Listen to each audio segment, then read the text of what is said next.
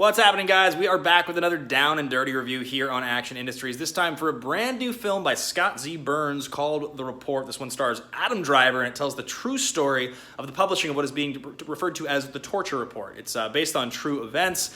Is one of those movies about people talking in rooms that I like so much. Movies like The Social Network, or movies like A Few Good Men or Spotlight, where it's sort of the unfolding of a true event told by a really smart writer and a really tight director who's kind of keeping you, you have suspense going the whole time, some really strong performances, but a lot of it is just, again, just people kind of going back and forth, yelling at each other about like the written word on the page. And so this film is really interesting. It brings to light kind of a part of our country's history that has to do with prisoners of war being tortured in the early part of the 2000s in the post 9/11 United States and abroad, and sort of the denial by the US government of it happening. And then obviously Adam Driver is the main character here in the report, who is trying to expose this report that has been covered up to kind of tell the true story of what happened.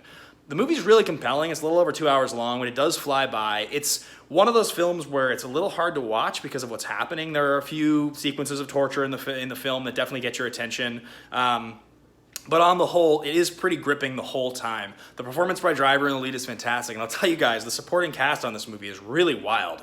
You just keep seeing more faces that you recognize. So the movie, opens and you see Driver, and then you meet, Corey Stoll is in there, and then shortly thereafter you meet John Hamm, and you meet Annette Bening, and then you keep going and you meet Benjamin McKenzie, and you meet Tim Blake Nelson, and like it literally just keeps getting bigger and bigger and bigger.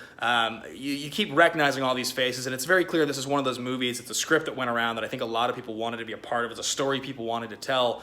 Which is usually what happens in those big ensemble dramas where you have huge actors in reasonably small roles. It's just like, it's a script that goes around, people read it, they get excited, they want to be a part of it, and then a movie like this gets made. And so I will tell you guys, I like this movie enough to probably call it top 10 of the year for me. I really have to start putting this list together because we're getting to the back end of the year.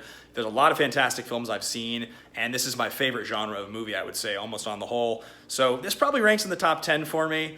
Definitely not a story that I was as familiar with. It does make you sort of ask the question about it, which is this narrative a little bit sort of too much in the one direction? It does make me wonder, somebody who's maybe a little bit more right-wing, maybe a little bit more of a conservative would watch this film and say, a lot of that is horseshit. That is not how it happened, and this is biased storytelling. And I don't know how to respond to that. Again, I would have to do kind of a little bit more of a study into what I thought had happened and a little bit more of a study into the subject to be able to kind of establish something like that. But I do recommend this film to you guys. It opens very soon. Adam Driver is really great in the movie. He's doing exactly what the character needs to do, but it becomes a little bit monotonous because once he starts getting frustrated with the nature of the situation, it feels like he hits the same beat a lot.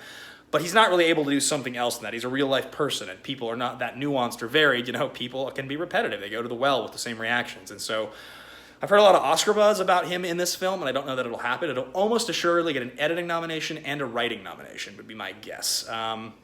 Those would be the two right off the bat that I think this movie will receive. So one of my favorites of the year, one that I definitely recommend to you guys. Go see The Report in theaters when it opens. Check it out. Let me know what you think. Leave your thoughts below if you've already seen it, if you're excited for it. Be sure to like the video. We'll be back, as we always are, with more movie reviews, live streams, and other awesome stuff here on Action Industries. We'll talk to you guys soon. See you later.